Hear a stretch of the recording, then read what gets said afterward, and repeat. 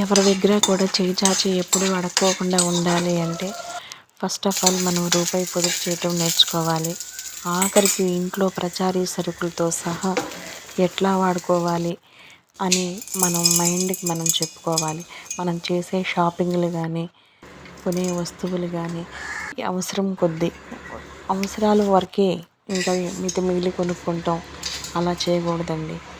ఎందుకంటే మగవాళ్ళు తీసుకొచ్చి మనకి డబ్బులు ఇస్తారు. మనం పొదుపు చేసుకునేది మన ఆడవాళ్ళ చేతిలోనే ఉండిద్ది. అది మన బాధ్యత. రూపాయి పొదుపు చేసుకోకపోతే ఎవరి దగ్గరికి వెళ్ళి మనం చేయి చాపినప్పుడు మనల్ని చిన్న చూపు చూస్తారు. అలా మనకు అవసరమా? మనమే ఒకరికి ఇచ్చేటట్టు ఉండి మనం అలా పెట్టుకున్నాం అనుకోండి, మనలో ఒక ధైర్యం ఏర్పడుతుంది. ఒక్కసారి దాచి అలా ట్రై చేయండి. ఇంకొకసారి మనం ఖర్చు అంటే మనమే వెనకడుగు వేస్తాం. అలా అలవాటు పడిపోతాం. ఎందుకంటే ఈ విషయం ఖచ్చితంగా మనం ఆడవాళ్ళే చేయాల్సిన పని అన్నమాట. మనం తెమ్మని మగవాళ్ళకి చెబితే ఏముందండి, తీసుకొస్తారు. అవన్నీ ఖర్చు పెట్టేది మనమే కదా. అదొక్కటి మన మైండ్కి మనం చెప్పుకోవాలన్నమాట.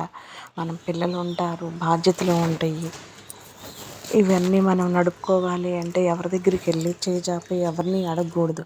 నేను చెప్పిన మాటలు కానీ మీకు నచ్చి ఇది నిజమే కరెక్టే అనిపిస్తే కనుక సబ్స్క్రైబ్ చేయండి. ఒక చిన్న లైక్ చేయండి. ఇది ఖచ్చితంగా నేను మా ఇంట్లో ఫాలో అవుతానండి. నేను చేసే పద్ధతే మీకు చెప్తాను. అలా ఉండమంటే నేను ఎవరి దగ్గర చేయి చాపలా. ఒకానొక పరిస్థితిలో చాలామందిని తెలియక నేను కూడా ఇలాగే డబ్బులు వాడి ఖర్చు పెట్టేదాన్ని. ఇప్పుడు నేను నా మైండ్కి మెచ్యూరిటీ వచ్చిన తర్వాత, జాగ్రత్త పడడం నేర్చుకున్న తర్వాత అమ్మాయా అనిపించింది. ఇది కూడా నేను మీకు చెప్తున్నాను. ఉంటానండి.